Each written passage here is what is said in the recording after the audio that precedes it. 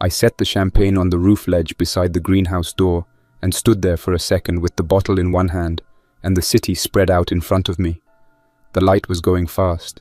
Chicago always looked bigger from up here when the sun dropped and the empty windows started holding the last of the sky. The skyline was way off to the north, dim and cold, half dead, half hanging on in scattered blocks where somebody still had power for an hour or two. My part of the city was different. South and east, the streets opened up into warehouses, fenced lots, rail spurs, old service roads, and dead industrial property. Fewer people had lived out here before the outbreak. That was one of the reasons I bought this place. Now it was one of the reasons I was still alive. Bailey was under the greenhouse overhang, watching me and the roof access hatch in turns. She always did that when I stood still too long. She knew when I was thinking instead of working.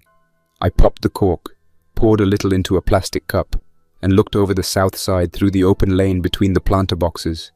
No movement at the loading yard, no flashlights near the rail cut, no fresh smoke from the machine shop 2 blocks over. The same broken city, the same dead traffic, the same wind moving trash across streets no one cleaned anymore. I raised the cup and drank. 1 year, 365 days since the first sirens never stopped, since the streets clogged, since the news anchors kept repeating the same careful words until the stations dropped out one by one.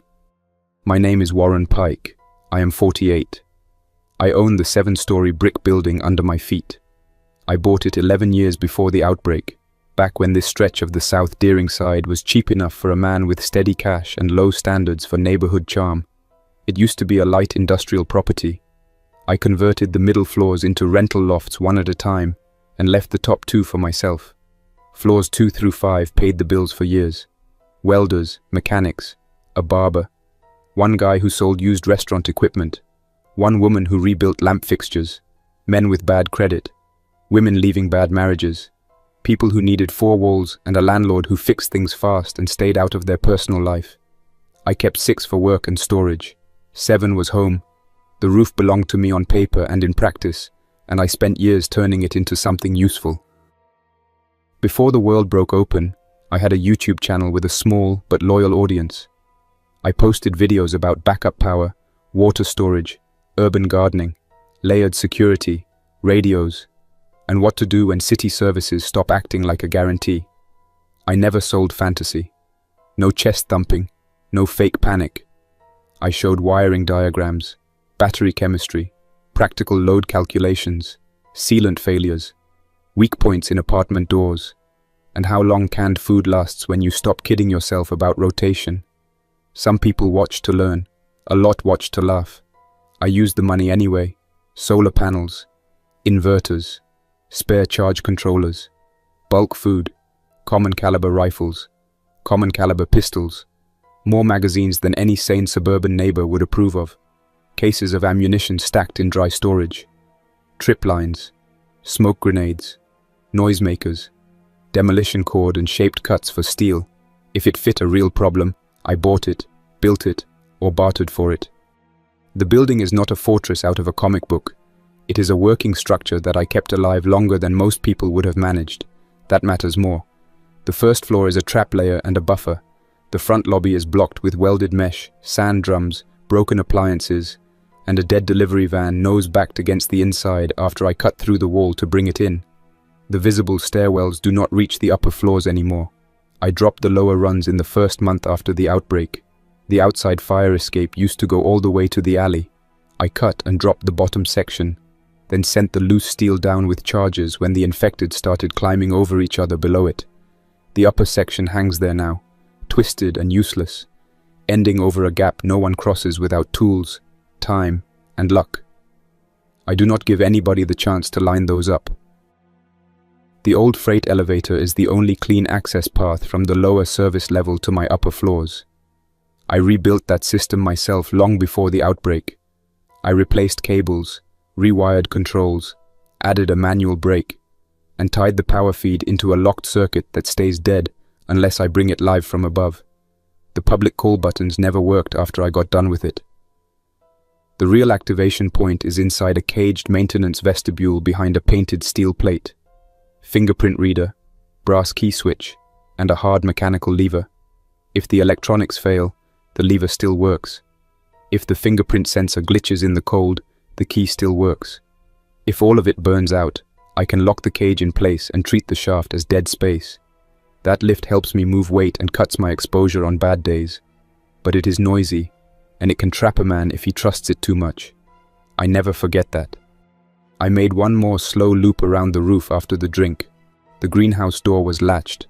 The rain capture line had not frozen at the lower bend. The solar panels on the west rack had a skin of grey grime and windblown ash I would need to clear in the morning if the weather held. The ultraviolet flood mounts on the north parapet were still aimed where I wanted them, covering the roof hatch lane and the lift housing corner. I run those only when I need the seconds they buy. They drain power fast. They make me visible. Nothing up here gets used for comfort if it costs security. I checked the camera dome above the lift housing, wiped a ring of moisture off the lens with my glove, and looked out over the east side again. Bailey moved with me, quiet and close, ears working every small sound across the roof membrane. I went back down into the 6th floor workshop, sealed the hatch, and crossed to the monitor wall. That room is where I spend most of my waking hours. Metal shelving on both long walls, tools, parts bins, battery chargers, repair trays, a reloading bench bolted into concrete, drone frames hanging from hooks, 3 radios, 2 old laptops stripped down for local use only, hand maps pinned to corkboard with routes marked in pencil and grease pen.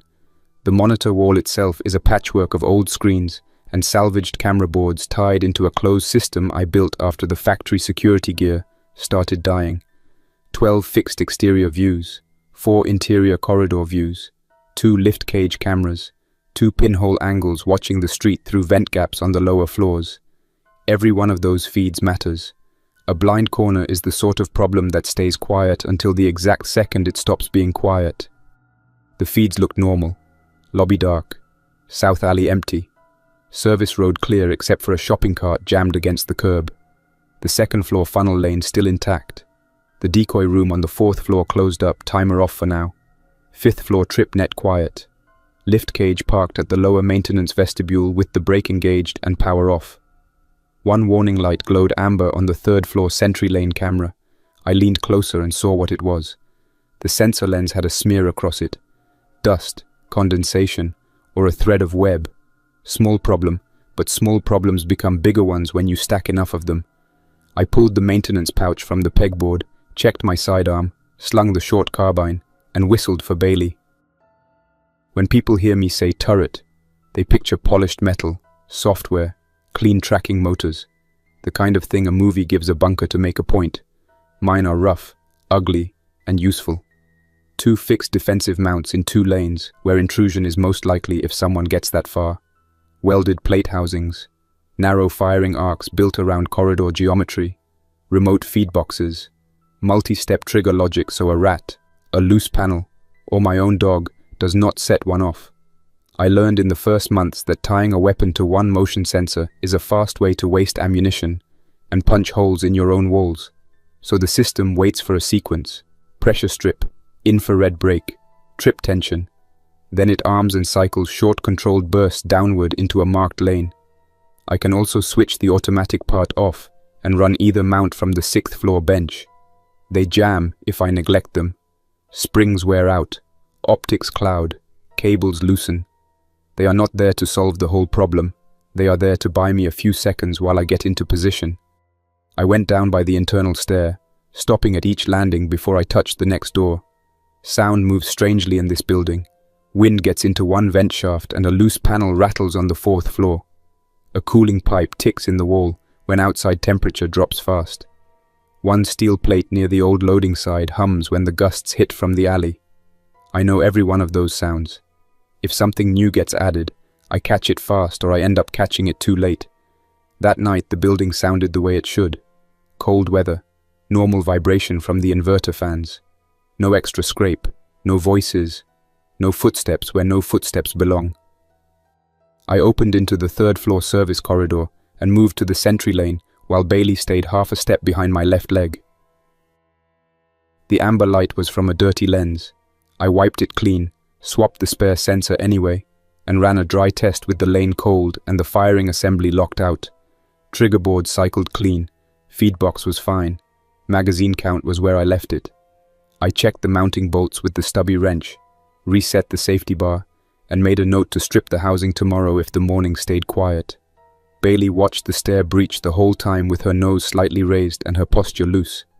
If she had stiffened up, I would have shut the corridor and gone back upstairs. I trust her on close warning more than any camera I own. On the way back, I stopped on the 4th floor and wound the timer on the decoy radio. 10 minutes on every few hours. Low volume shop talk from an old recording. Useless conversation about carburetors, but from the hall, it sounds like life. A curious man follows that noise deeper. A desperate man follows it faster. I ate in the workshop with the west observation slot open. Beans, dried beef, onions, and a little rice from a batch I made earlier. Bailey got her share first. I sat on the stool with the bowl in one hand and binoculars in the other, watching the service road and the rail berm while I chewed. A lot of the city's danger comes from men who think they are being careful. They move in 2s and 3s, keep low, use back lanes, and make good decisions for 20 minutes, then ruin the whole effort with one loud door, one flashlight sweep through the wrong window, one argument in the open. I had seen it happen all year. Last November, a scavenger crew tried to hold out in the warehouses west of the transfer yard. They had fuel, tools, and a roofline that looked workable. Then one of them started running a drum stove under a cracked skylight. Smoke rose straight up in the cold air. By dusk, loose infected from 3 blocks over were drifting toward them. The men who came out had bags too heavy for speed and lights too bright for dark movement. I watched from the slot until the lights stopped moving. The infected are not complicated once you strip away rumor. Different neighborhoods use different names. Sick, rotters, biters, night ones, runners. It does not change what they do. Fresh bodies move faster and commit harder if they see motion or hear sharp noise. Older ones drag and wander until something wakes them up. Then they lunge in short bursts and lose steam if the ground is bad or the target disappears. Groups build in the same places over and over. Underpasses, shade lines, covered loading bays, dead lobbies with broken glass doors, walkways out of the wind. They are worse after dark. Not all at once. Not all of them. Enough to make night travel a gamble I keep to a minimum. Ultraviolet light does not fix the whole problem. It forces space in close quarters. It makes some of them pull back, flinch, or lose the lane for a second. I use it the way I use smoke, steel, and height. One more tool, not a miracle. I cleaned the compact quad drone after dinner and set it on the launch pad under the north window. 3 working drones, that was my current count. 1 compact quad for close survey and roof checks. 1 larger folding unit with stronger lift. 1 fixed-wing foam job for wider sweeps when the wind behaves. The city destroys drones if I get sloppy. Crosswinds throw them into signs and wire. Cold shortens the batteries. Signal can bounce between steel walls and add a delay that turns a careful turn into a crash. I lose parts, recover parts, and build another one. Same with almost everything now. Use it, wear it down, patch it, use it again. I meant to take the champagne back up after I finished with the drone and do 1 more roof scan before full dark. Then Bailey stood up so fast her nails clicked off the mat, and I knew something outside had changed. She turned toward the east side windows and fixed there, silent. I listened. At first, I caught only the regular building noise and the wind scraping loose plastic against brick somewhere down the block. Then, a low vibration came through the wall. Deep, steady for a second, then rough, then stronger. Not a truck. Nothing on these streets had made that sound in months. I crossed to the east observation slot, opened the insulated panel, and looked out over the roofline toward the lakeside. The low clouds held the city glow, dirty orange and grey. Then a shadow moved under the clouds, huge and low enough that I felt the scale of it before I sorted the shape. Wide wings, 4 engines, big transport aircraft, military profile. It came in far too low over the industrial strip, and one side of it was shedding sparks. I grabbed the binoculars and ran for the roof. By the time I hit the parapet, the aircraft had crossed north of me and was angling west, trying to line up with the broad, straight cut of an old boulevard that ran through open lots and warehouse rows. Whoever was flying it had picked the only stretch in that direction long enough for a chance at putting it down without clipping high-rise buildings. One engine was burning. The left side looked torn up. The landing gear was not right. Nose too low, tail fighting to stay straight. The aircraft came over the grain facility, dipped, corrected, then hit. Metal scraped pavement in a long, bright line. Sparks spread across the boulevard. The left wing clipped something tall, probably a pole or roof edge, and more fire burst from that side. The plane kept sliding, chewing through debris and abandoned vehicles, then disappeared behind a line of low warehouse roofs in a shower of sparks and burning fragments. The sound reached me in hard layers. Long metal grind, deep impact through the ground, then 3 fast secondary blasts. Bailey backed off the parapet and flattened near the greenhouse door. I stayed down behind the sandbags and kept the binoculars on the impact line. Fire rose in 2 columns above the roofline. For maybe 3 seconds, nothing moved that I could pick out. Then, gunfire started. Short controlled burst first, then more, farther apart. Then a white-violet beam flashed low near the wreck and cut out. It came on again, swept left, then dropped. Portable ultraviolet. Somebody at that crash site had come in prepared, or had enough warning to bring the gear after the plane went down. I got the spotting scope into the roof nest and worked the focus until I found the wreck through smoke and broken roof edges. The cargo plane had come apart across at least 2 blocks. The nose had punched into a warehouse office section. The middle fuselage sat across the boulevard, twisted and burning. The tail had broken off farther back. Debris lit the street in patches. Figures moved near the rear section. At first I caught only flashes. One person with a lamp, one firing from cover, another dragging either a body or a gear case. Then more motion started bleeding in from all sides of the district. Not a full swarm, not yet. Single infected and pairs coming out of alleys, service cuts, and beneath trailers where the crash noise had pulled them out. A figure stumbled out of the smoke, moved in a broken rush, and got dropped by 2 fast shots from the survivor line. Fresh turn or burned crewman. Did not matter. The result was the same. I left the scope on the bags, dropped back inside, and went straight to the bench. Monitor wall on, district map pulled down, magnetic route markers in my hand before I sat. The straight road approach to the crash was useless already. Too exposed, too many intersections, too much line of sight for anyone else heading that way. And the noise would keep drawing movement into the center of it. Rooftops and service cuts looked better. I had an old route in my head through a tire shop roof, over a catwalk, down into a sheet metal yard, then through alleys that came at the crash from the south side. It had been months since I used any part of it. Roof conditions change. Doors that were sealed get forced. One bad ladder makes the whole plan slower. I keyed the radio scanner. Static. A clipped voice on one band, too weak to make out. Then hiss again. I launched the compact drone from the north window and sent it east at rooftop height. The drone skimmed over the scrap lot, crossed the rail spur, and moved through smoke toward the wreck. The video feed flickered twice, then cleared. I saw broken glass on roofs, a fresh fire starting inside a warehouse office, and movement building in the alleys.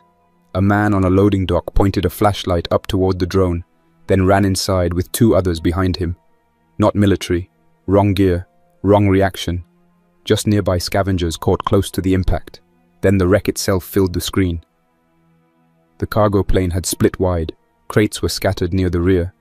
One large hardened case lay partly under bent metal, still attached to a torn sling. 3 people near it were moving with control. One kept the ultraviolet lamp low and used it carefully. One covered with short bursts from behind a trailer. One tried to pull either a body or a heavy bundle clear of the open lane. Then an infected hit the shooter from behind. The lamp dropped, rolled under a frame, and cast violet light sideways through smoke and tires.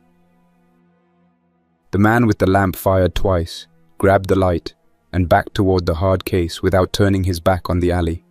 That got my attention. He was hurt or exhausted, but he was working clean. He did not wave for help. He did not panic fire into empty dark. He checked lanes, controlled the light, and moved only when he had a reason.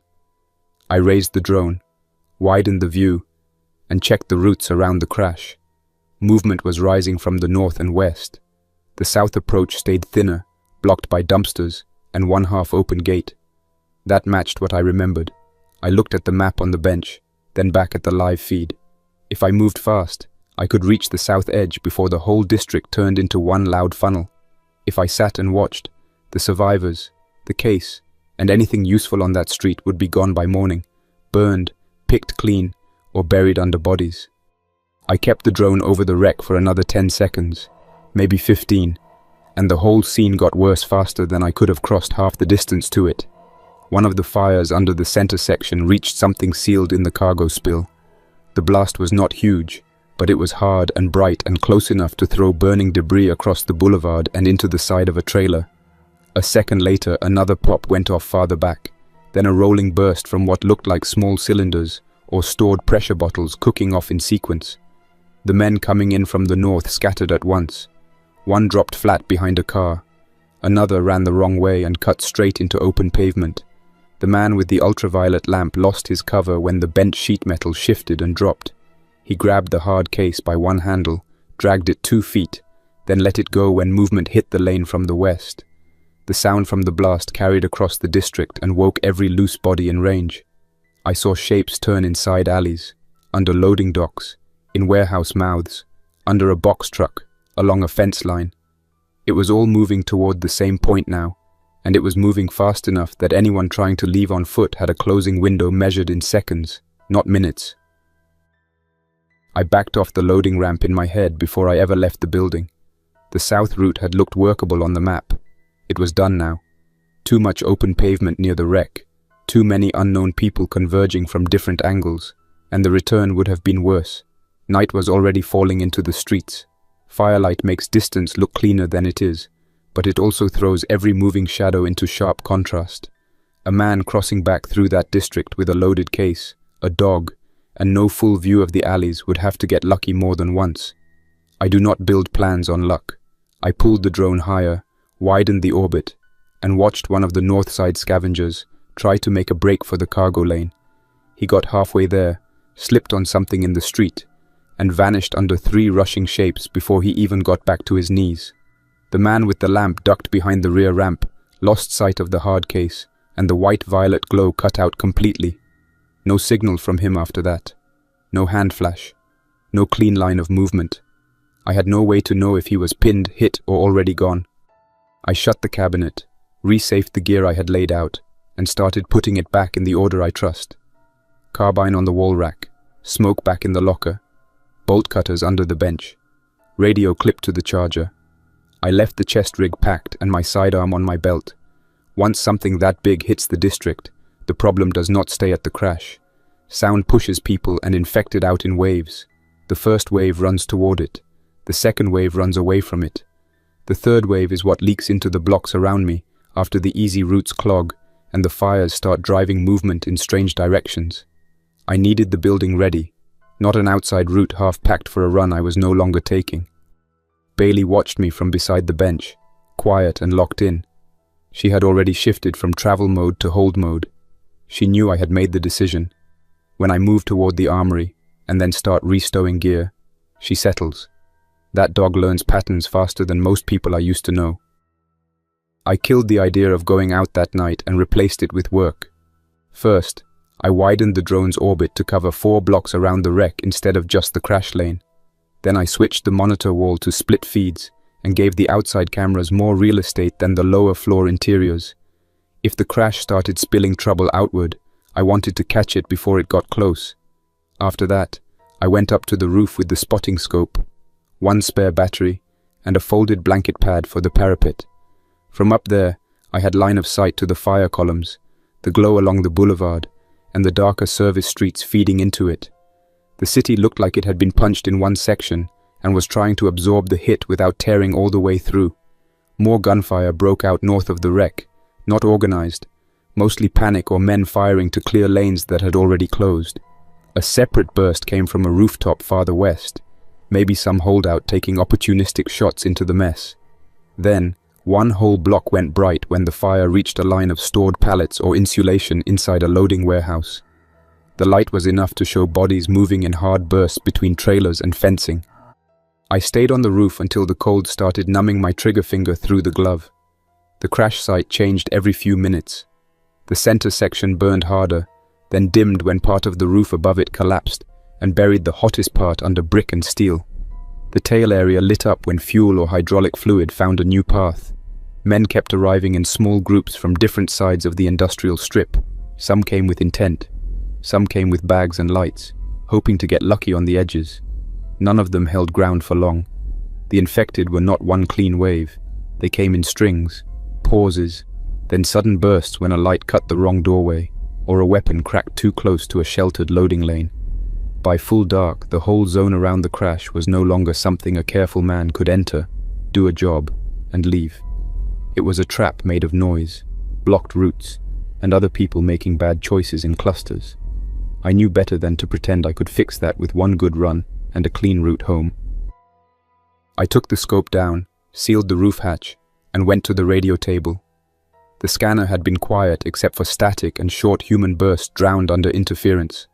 I started stepping through the military bands I had programmed months earlier, not with any belief that I would suddenly hear a command post handing out clear instructions, but because big aircraft do not fall out of the sky carrying nothing. On the third sweep, I caught a repeating tone under the noise.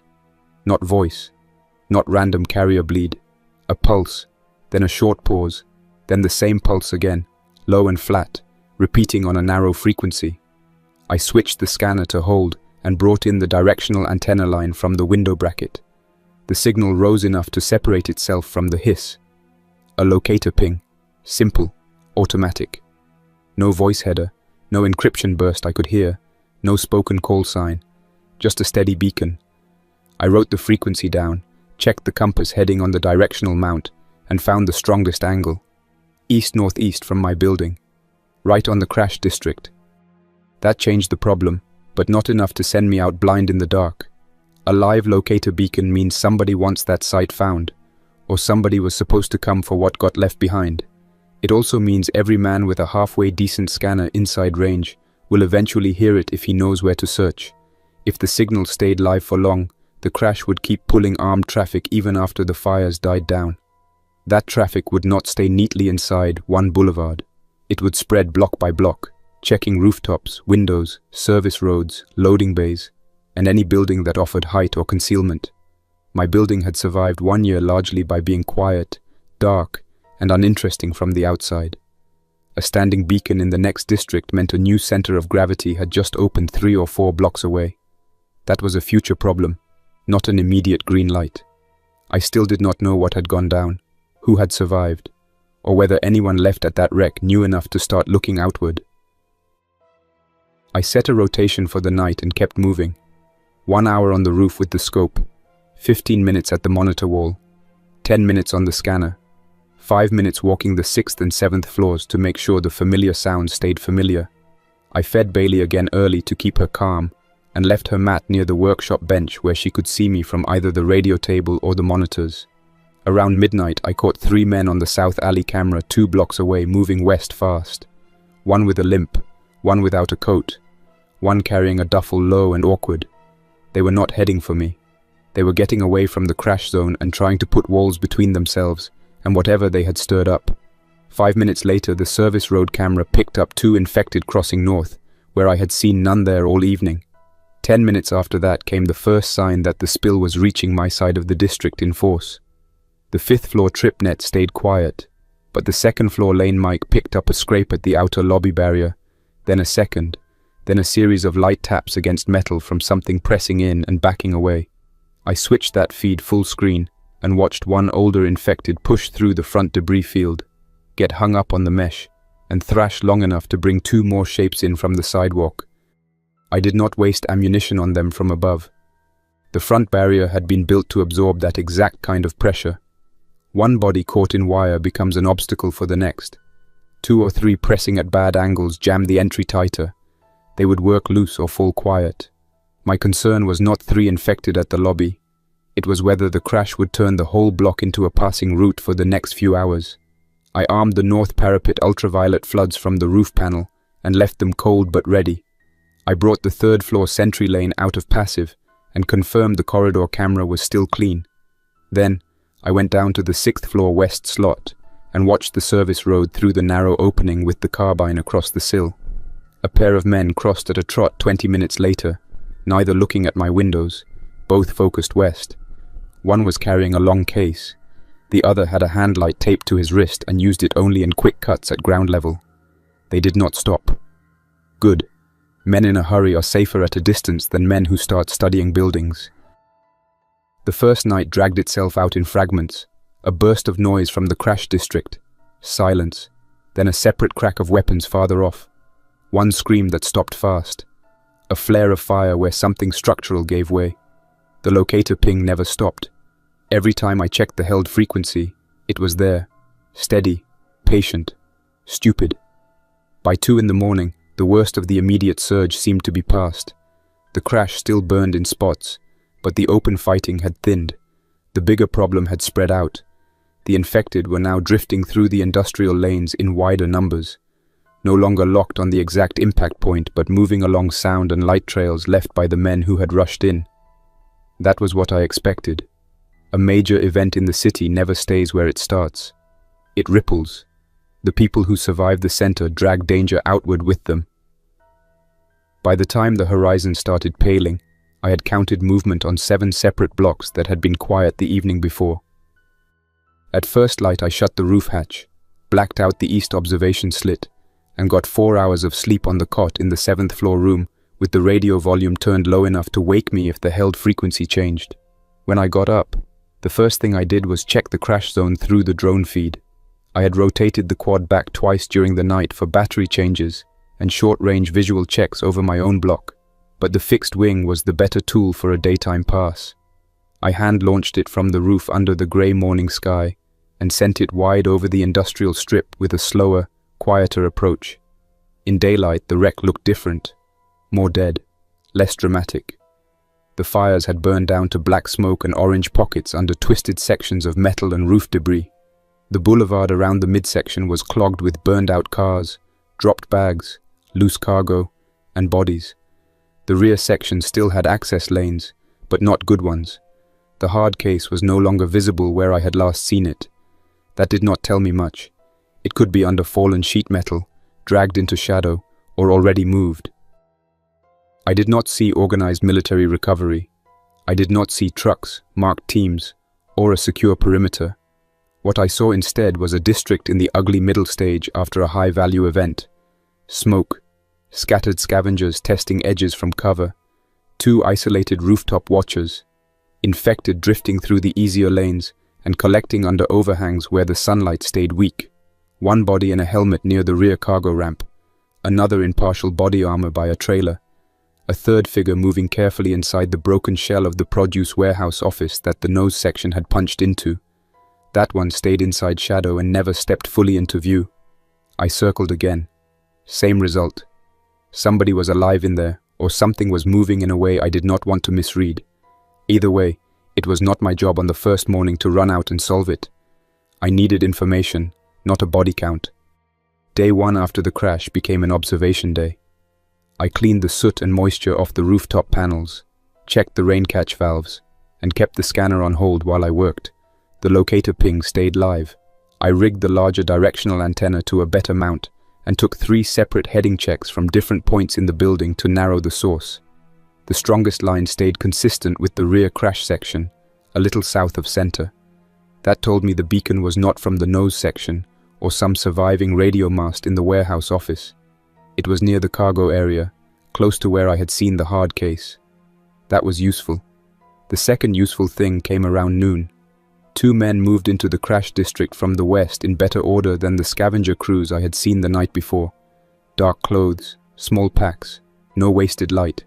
One carrying what looked like a compact ultraviolet lamp on a sling.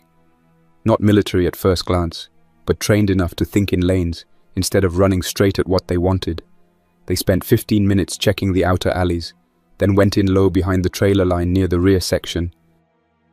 I kept the drone over them and watched their method. They did not loot open cargo. They did not stop for the easy medical spill. They moved to one spot, checked another, then doubled back. That told me they were not hunting general supplies. They were looking for something specific. Maybe the beacon, maybe the case, maybe a person. They reached the rear section, vanished under the shadow of bent metal and broken dock structure, and stayed out of sight for almost 6 minutes. When one of them came back into view, he was empty-handed. The other did not come out with him. The man who returned moved faster on the exit than he had on entry, and kept checking behind him. He made it 2 alleys west, then froze, raised his light once, and fired into the dark under a loading overhang. He did not wait for the result. He ran. He got out of my sightline beyond the rail cut. The second man never reappeared. The beacon kept pinging. Whatever they wanted, they had not shut it down. That told me enough to harden my patience. If trained men could enter the edge of the rear section in daylight and come out one short, then the site was still too hot, too unstable, or both. I spent the rest of that afternoon working the building and expanding my notes. I drew 3 updated routes to the crash instead of the single fast route I had considered the night before. 1 rooftop heavy, 1 alley heavy, 1 mixed with 2 fallback loops if any lane clogged. I marked the new infected congregation points I had seen since dawn. The old machine shop lot, the service underpass near the rail berm, the box trailer row on the north side of the boulevard, the collapsed loading bay where the West group had fired on the first night. I also marked human traffic. The crash had created a small migration of scavenger movement toward that district, then away from it. Most of those people were now choosing loops that cut around the worst blocks. Some of those loops grazed my side of the map. That mattered more to me than whatever dramatic scene was still sitting at the center. Danger near home stays on the board longer than danger 3 blocks out. The second night brought the first direct consequence. A little after dark, 2 men tried my front approach. Not a full push, not a serious breach, a test. I caught them on the pinhole lens at the lobby before they reached the outer barrier. One stood off to the side and watched the windows. The other came closer, tapped the welded mesh with a tool, waited, then tapped again. He was not checking if anyone was home. He was checking whether the sound pulled infected from the sidewalk or the neighboring lots. He wanted to know if my building could be used as temporary shelter or stripped for parts later. I let him work for 10 seconds, then dumped 1 remote noise trap from the far side of the lobby into the opposite corner from where he stood. The clatter echoed hard in the confined space. He jumped back. His partner swung his light toward the noise, and both men saw the old infected body still snared in the inner wire from the first night shift, and moving again from the sound. They left fast after that, not running, but fast enough to show they had no interest in finding out what else inside could move. I did not sleep much that second night. The beacon kept working. That was the part I could not ignore. Men were already sampling surrounding buildings. If the crash site remained an active signal source, the traffic would not stop. It would settle into a pattern, and patterns are when the careful ones start noticing things. A greenhouse roof that stays intact. A building with no random window breaks. No visible looting on lower floors. No smoke from bad fires. A quiet block that looks too clean. I have stayed alive by looking dead enough from a distance and dangerous enough up close.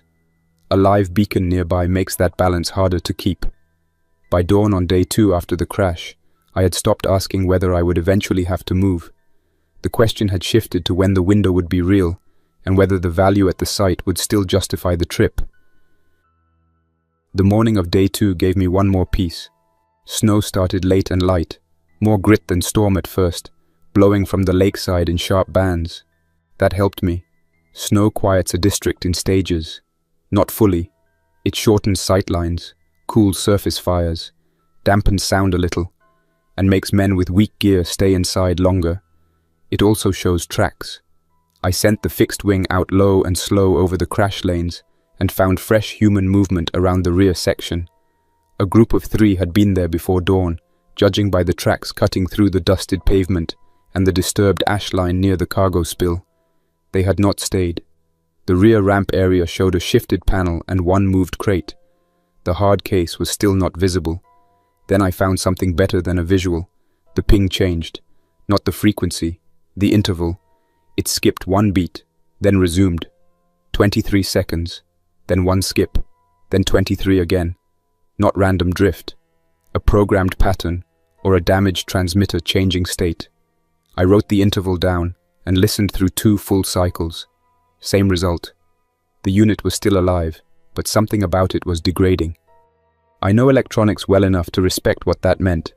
A healthy locator unit on a protected power source does not start skipping in a regular damaged rhythm unless the casing is compromised, the antenna path is fouled, or the internal system is failing over to a lower state. That gave the beacon a timer, even if I did not know the length of it. If it died on its own, one problem solved itself, and the crash district lost some of its pull. If it kept degrading but stayed audible, that could be worse. Intermittent signals make men stubborn. They think the prize is right there and slipping away. They dig harder. They spread wider. They take more chances. Day 2 became another full day of waiting, but it was not passive waiting. I cleaned and tested the larger quad, packed a more realistic outside load, and staged it without wearing it. I also set 2 additional defensive layers inside the building. One directional charge on the second-floor funnel corner, wired but safed. One smoke dump above the lobby if I needed to blind a stair push. I do not like armoring my own hallways with more than I have to, but if the crash had already started drawing curious men toward me, I needed the lower floors meaner than usual. That afternoon, I finally saw the first proof that someone from the aircraft had survived longer than a few minutes. It came through the scope, not the drone. A brief flash from the upper office shell where the nose section had gone in. Not sunlight. Wrong angle. It came again 4 minutes later, low and narrow, as if someone was shielding a signal lamp with a hand or cloth. I watched for 20 minutes and got nothing else. Then, right before dusk, it came a third time. This time from a different window cavity in the same broken office shell. Not a random reflection. A human doing one careful thing with whatever battery or light he still had. I did not know if it was a signal meant for rescue, a check on line of sight, or a man with a flashlight trying to cross the room. I did know one thing. If he had lasted into day 2 inside that shell, he either had discipline, luck, or a sealed pocket around him. That made the sight more complicated. The living draw the desperate draw attention draws more bodies. I wrote the window positions down and kept watching until dark buried the office shell in shadow. The second night stayed quieter on my block, louder closer to the crash. That was better for me, and worse for anybody trapped over there. Around midnight, I heard a short run of automatic fire from the boulevard, then a separate burst from farther north, then nothing for almost an hour.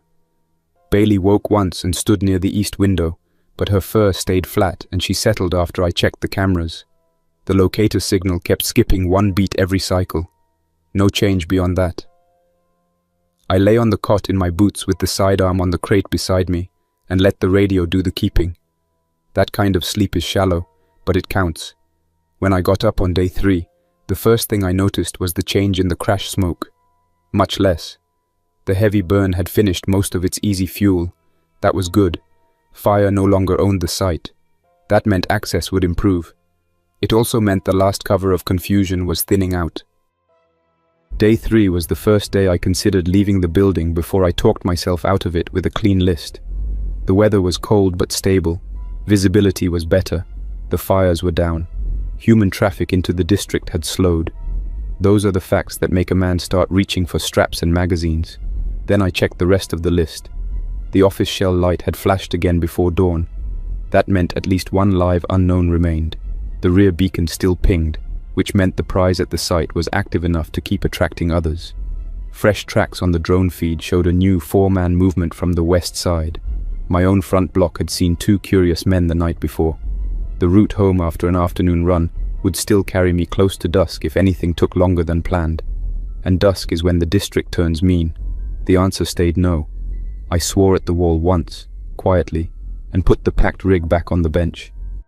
Waiting on day 3 paid for itself before noon. 2 men and 1 woman entered the rear section from the south alley, better equipped than most of the scavengers I had seen, but not disciplined enough to move in silence. They brought 1 bright work light, 1 compact ultraviolet lamp, and a rolling cart. The cart told me they expected weight. That meant they had some idea what they were after. I shadowed them with the drone until they reached the rear ramp lane. They moved panels. They checked under the fallen section. They found something. I could not see what from my angle, but all three bent over the same point near where the hard case had last been. Then the woman stood and shook her head. One of the men raised the ultraviolet lamp toward the rear ramp opening, and something came out of the dark there hard enough to knock him backward over the cart. He lost the lamp. The second man fired straight into the ramp cavity, too fast, too close. The woman ran for the south alley. She made it halfway before two infected hit her from the side lane by the broken dock wall.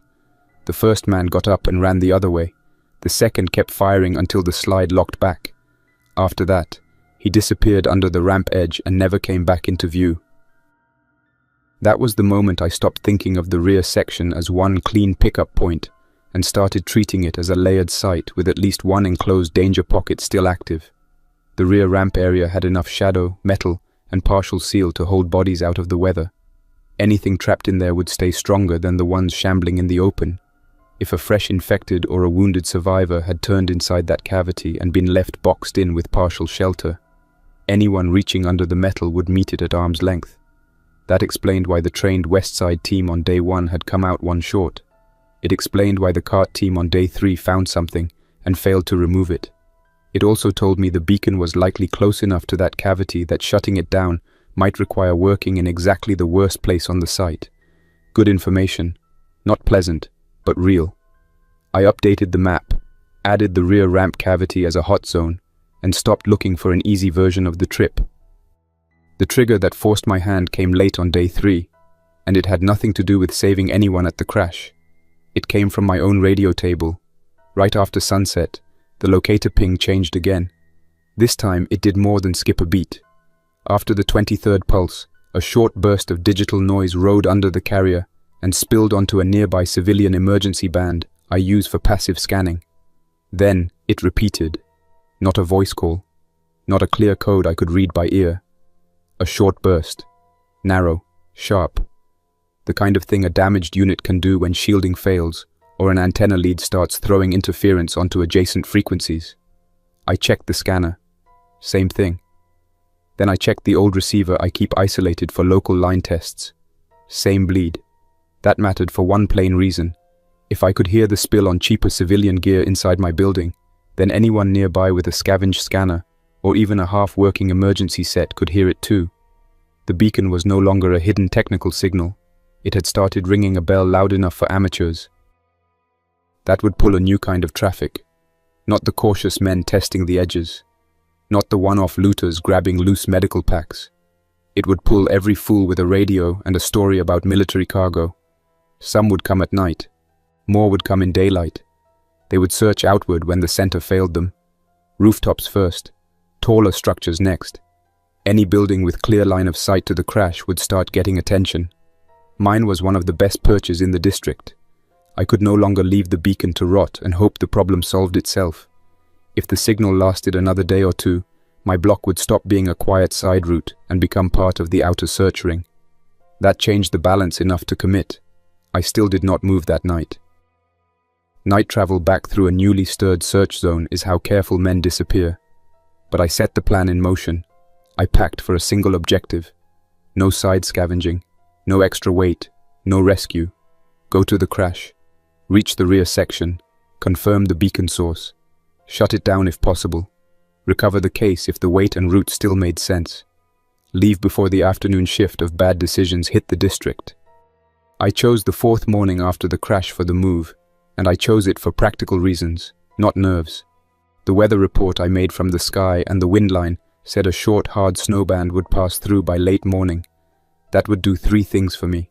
It would keep casual scavengers inside longer. It would soften sound a little underfoot. It would cut sightlines without turning the route into a full blind stumble. I needed enough cover to move and enough visibility to avoid stepping into the rear ramp cavity half-sighted. I spent the last hours of night checking every piece of gear in the exact order I planned to use it. Short carbine, suppressed, 3 loaded magazines on the rig, and 1 in the gun. Sidearm with 2 spares. 1 smoke grenade, not 2. I wanted less bulk. 1 compact ultraviolet baton. 1 folding pry bar. 1 short hook pole strapped along the pack side so I could move debris or test under the ramp without putting my arm into a blind gap. Bolt cutters. Lockpicks. 2 signal mines to cover a retreat lane if I needed to block a stairwell or alley behind me on the return. Med roll, water, high-calorie bars, Bailey's harness, boots and working lead. Before dawn, I walked the building 1 full time. Roof, 6th, 7th, then down to the 3rd floor sentry lane and back. The directional charge in the 2nd floor funnel stayed safed but wired. The lobby smoke dump was armed. The 4th floor decoy audio stayed off. No point advertising presence while I was gone. I left 1 timed radio clip set to kick on near midday from a distant room on the 5th floor, so that if anyone sampled the building while I was out, the apparent life would seem lower and farther in than my real upper levels. I also set the larger quad drone on standby at the 6th floor launch slot with a pre-planned route to my first fallback point. If I had to break from the crash site and lose visual on a lane, I could send the quad ahead from the tablet and check the next corner before exposing myself. I wrote the date, the departure time, the objective, and the first fallback route in the notebook and slid it into the metal tray by the radio table. Then, I clipped Bailey's lead, put my hand on the workshop door, and stood there for 1 full second listening to the building breathe. The city was quieter on the 4th morning, but not calm. There is a difference. Quiet means less movement. Calm means no pressure building behind what you cannot see. I went down through the lift cage after sending it empty first, then cutting the power at the lower vestibule exactly as always. The service corridor smelled the same as every other bad day. Damp, rust, dust, cold. I cracked the alley panel and checked the lane. Fresh snow had started, fine and dry, blowing low. No footprints right outside the breach. Good. I took the back route along my fence line, cut south first instead of east, then looped toward the service road to throw off any man who might have been watching my more obvious exits. Bailey stayed close and low. Her booted feet made almost no sound on the gritty snow. At the first corner she stopped on her own, nose out, then looked back at me. I waited with her and listened. A loose chain knocking somewhere far off. Nothing closer. We moved. The 4th day route was slower than the route I would have tried on the first night, and that was by design. I stayed off the most direct rooftop line, too exposed if anyone had started watching higher structures. Instead, I used the shell of the tire shop only for the first cut, then dropped earlier into the service alleys and moved through interior gaps in dead buildings where I had options to freeze and listen before each exit. The snow helped. It dulled the edges of bright surfaces and made open lots less inviting to the casual eye. It also told me a lot. I found 1 recent 3-man set heading north away from the crash, 1 pair of older tracks half filled in leading toward the boulevard, and 1 single line of careful boot prints that stopped at the back of a machine shop and did not come out the other side. That sort of sign keeps a man honest. It means there are still active pockets and still people making choices in the same grid I am using. I did not rush. I took the next corner only after I had a reason to believe it was there for me to take. Halfway in, I saw the first direct sign that the beacon spill had already widened the search ring. A rooftop 2 blocks west of the crash had a fresh lookout nest. Not permanent. 2 sandbags, a broken office chair, and 1 tarp edge tied down against a vent stack. Somebody had started using height. That was enough proof for me. Waiting a 5th day might have made the route cleaner in one sense, but it would also have given other people more time to turn the whole district into a layered hunt. I eased back off that sight line, sent the standby quad up from the tablet once I had enough cover between walls, and let it peek the next service intersection. Clear of people. 2 infected under an overhang on the north side, both facing away, snow collecting on their shoulders. I stayed south, crossed the loading cut, and reached the last warehouse shell before the crash district proper without putting a single shot into the air. From the broken 2nd floor office of that warehouse, I got my first close daylight view of the wreck since the plane came down. The smoke was light now. The rear section sat blackened and half buried under fallen dock structure and bent sheet metal. The boulevard was a dead field of abandoned attempts. Bags, carts, dropped tools, burned patches, bodies in bad positions, and scattered supplies that no longer tempted me. The nose section office shell still had 1 intact inner room behind the torn front wall. I checked the window where I had seen the light flashes on day 2. No movement. No new signal. The rear beacon, though, was strong enough on the handheld that I no longer needed the big antenna to confirm the direction. I could hear it with the scanner clipped to my rig, a steady tone under the hiss, skipping one beat every cycle and spitting that brief digital spill every so often. I did not see men in the open. That was good. I did not assume that meant the site was empty. That would have been a fast way to make a bad last turn. I settled in and watched for almost 20 minutes before moving the final block. That patience paid off. A man appeared near the north side trailers, looked toward the rear ramp, then backed out of sight again without advancing. He was testing the same idea I was, and not liking what he saw. 10 minutes later, another shape moved inside the nose off his shell, low and slow, too controlled to be a drifting infected. A survivor was still in there, or someone had made that shell a temporary blind. I marked both points mentally and shifted focus back to the rear section. The hot zone was the rear ramp cavity under the bent dock structure. That was where 3 teams had failed or lost men. That was where the beacon was likely pinned. My plan changed right there. No straight push into the cargo lane. I would approach the rear section from the south, use the low dock wall for cover, clear the cavity from the side angle if possible, and only then decide whether the case could be moved. If the case was wedged too deep, or the cavity held more than one active threat, I would shut the beacon down in place and leave the rest. I moved Bailey into a tight recessed utility nook inside the warehouse shell and clipped her lead to a floor pipe. I gave her the stay signal and a piece of dried meat, then left the quad on a short hover to watch the north trailer lane while I made the last crawl alone. I do not like separating from her, but the final approach had too many pinch points and blind angles under metal where a dog could get forced into the wrong lane. She held. No sound. No pulling. I slid down the interior stair, crossed the snow-dusted loading yard one shadow at a time, and came up behind the broken south dock wall that gave me partial cover from the rear section. The beacon was loud enough now that the handheld speaker did not need my ear close to it. Tone, pause, tone, skip. Then, after several cycles, that short burst of digital spill again. I could place it within a few yards, maybe less, somewhere under the collapsed metal and dock structure just left of the half-open ramp.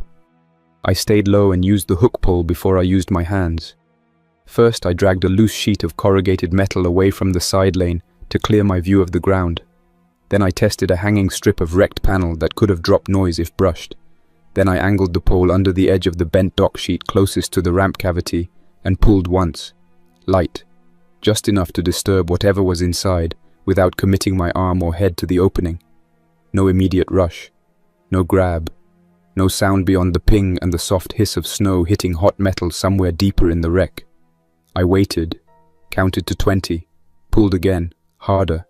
Something shifted inside and knocked once against metal. Not a body throwing itself at the gap. More like loose cargo, hanging structure, or a limb brushing debris as weight redistributed. I brought the ultraviolet baton into my left hand, kept the carbine in my right, and widened my angle by 6 inches at a time until I could get the violet beam into the cavity without exposing my face to it. The first sweep of ultraviolet light showed me why the site had held men up for days. The rear ramp had partially folded when the aircraft twisted, leaving a narrow crawl-height gap under a wedge of cargo netting, bent ramp plate, and dock debris.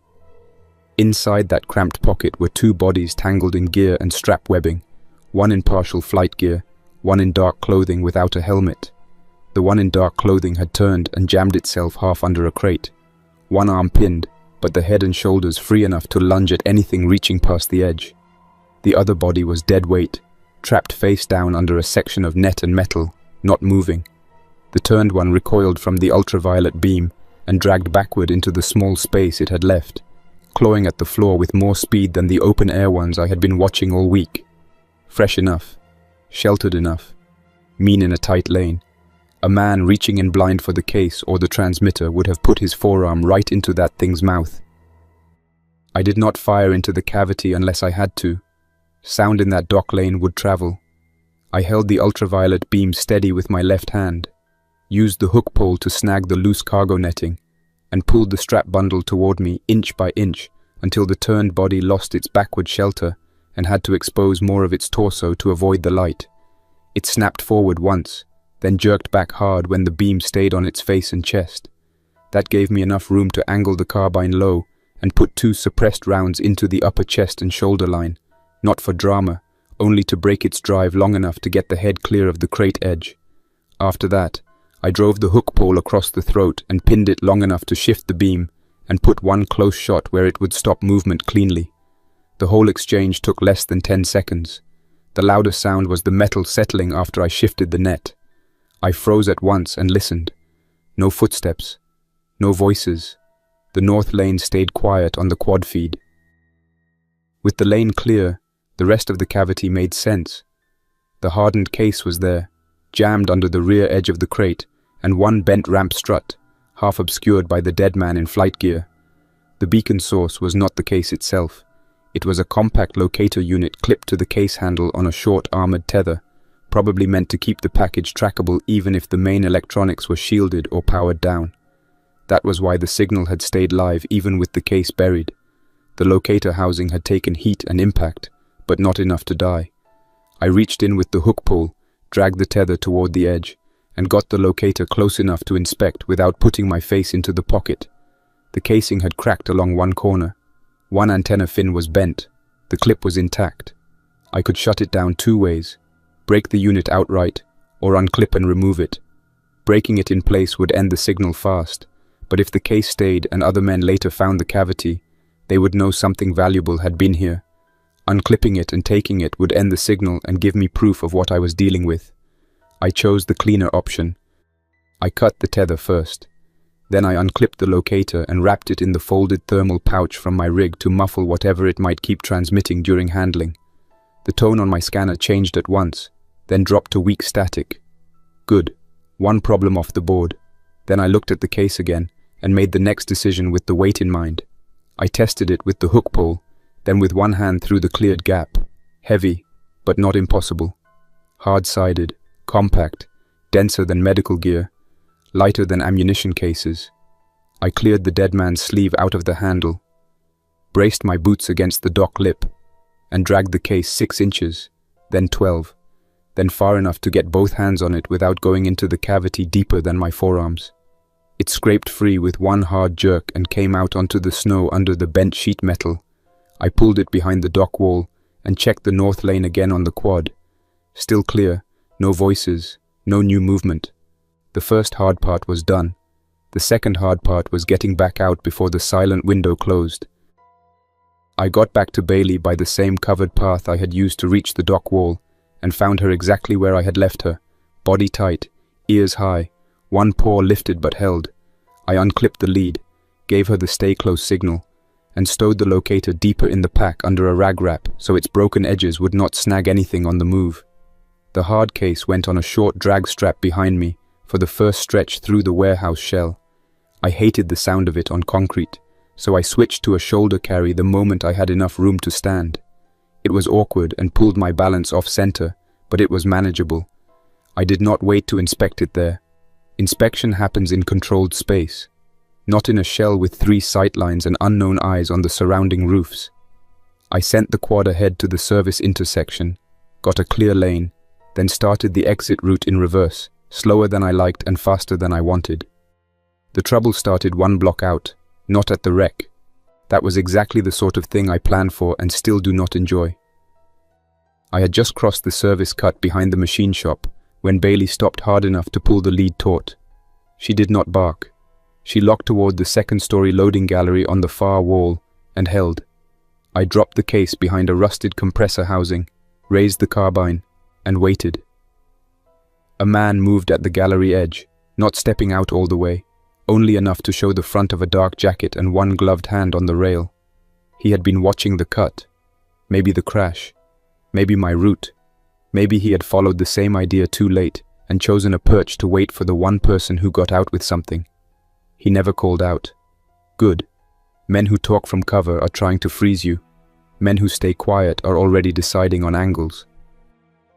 I put one suppressed round into the rail 6 inches from his hand and sent sparks and rust into his face. He dropped back fast. I did not wait for the second man who was almost certainly there. I popped one smoke can into the cut between us, dragged the case with both hands for 5 strides, then slung it again, and moved. The return route turned into one long test of whether I had built enough margin into the plan. The smoke bought me the intersection. The snow kept lines of sight shorter than they would have been in clear air. The quad saved me once at the rail spur by showing 2 infected under the tire shop canopy before I stepped into their lane. Bailey saved me again at the ladder cage by refusing the first climb. I checked the upper rungs with the light held low and found a loose length of wire tied across chest height near the top, fresh and tight enough to catch a man carrying weight and throw him backward. Human trap, not infected mess. I cut it, changed my route, and skipped the ladder entirely. That cost me time. Time in the open is the tax for every good catch and every cautious choice. I paid it and kept moving, cutting through the lower machine room instead of going to the roof, then crossing the service road on a diagonal, where the parked salt truck gave me 1 extra second of cover halfway through. By the time I reached my alley breach, the snow had thickened, and the district had started to wake again, in the ugly way it does after a quiet morning. More movement, distant hammering from a building north of the rail cut, 1 shot somewhere west, a man shouting once, then no second shout. My own block looked clean, no fresh footprints at the hidden panel, no bodies at the fence line. I got the sheet metal breach open, brought Bailey through first, hauled the case inside, and sealed the panel behind us. Only then did I let the weight come off my shoulder and hit the concrete with a controlled drop.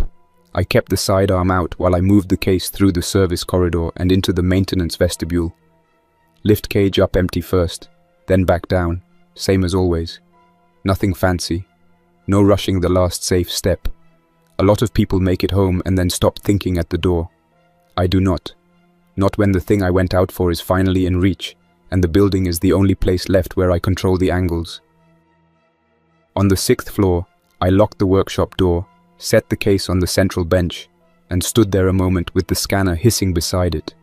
No ping now, no skip, no digital spill. The whole district had just gone a little quieter, even if nobody out there knew it yet.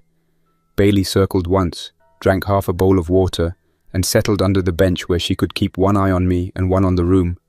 I stripped my gloves, checked my forearms for cuts, wiped the wet off the case shell, and looked over the latches.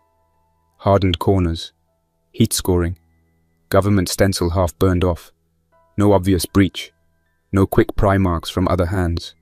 Whatever had been in that rear ramp cavity for 4 days had stayed sealed. I took the locator unit out of the pack and set it in a metal tray by itself. The casing was cracked enough to show internal shielding and a compact battery block, still warm. That explained the persistence.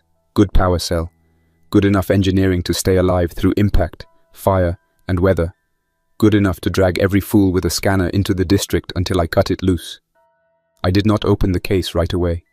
First I checked the outside cameras, then the roof, then the lower floors, then the radio bands, then the notebook, departure time, return time, beacon down, 1 likely observer on the gallery, 1 cut wire trap at the ladder cage, rear ramp cavity cleared.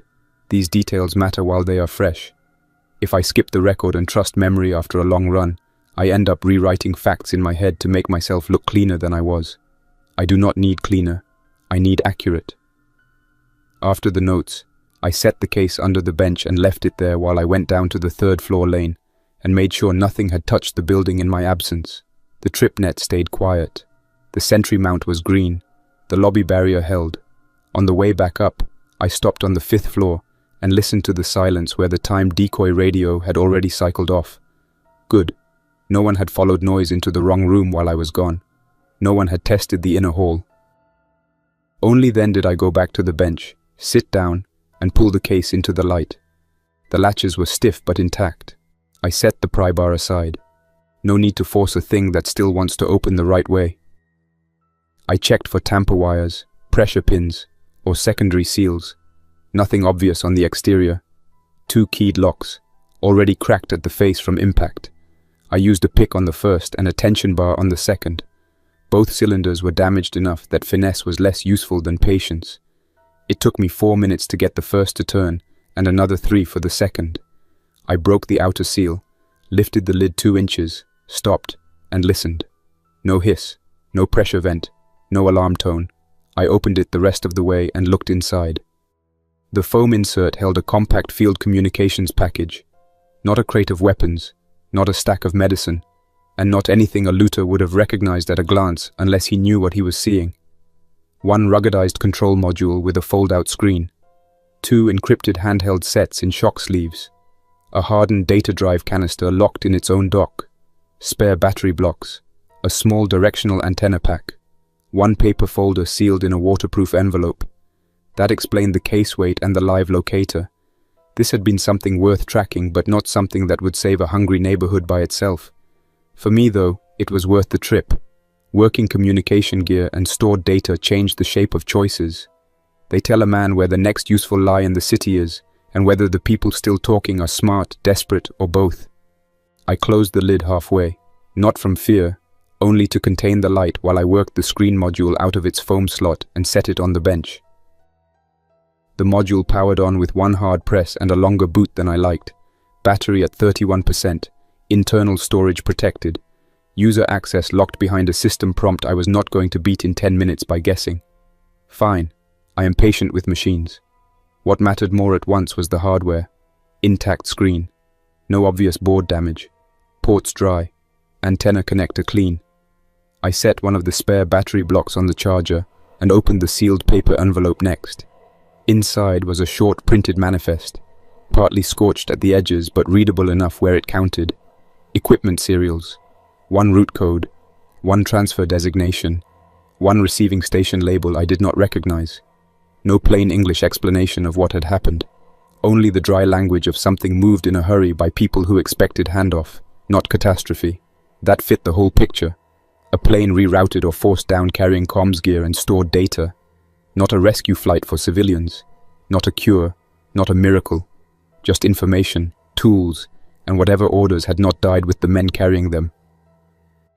I sat back, rubbed the soot off my knuckles with a rag, and listened to the quiet where the locator ping had been for 4 days.